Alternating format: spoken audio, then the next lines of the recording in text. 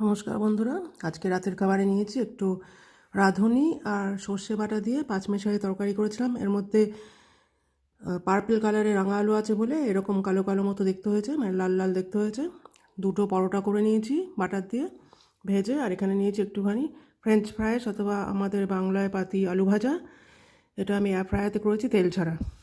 এই ছিল আজকের খাবার, সঙ্গে রয়েছে ডিটক্স ওয়াটার। আমার ভিডিও তোমাদের ভালো লাগলে চ্যানেলটি সাবস্ক্রাইব করার জন্য অনুরোধ রইল। Thank you very much. ভালো থেকো, পাশে থেকো, সুস্থ থেকো। দেখা হচ্ছে পরে ভালো কোনো ভিডিওর সঙ্গে। Bye bye.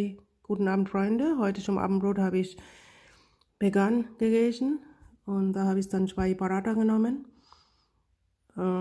Also vegan ist nicht vegetarisch, weil ich habe mit Butter gemacht. Sie können auch mit Öl braten.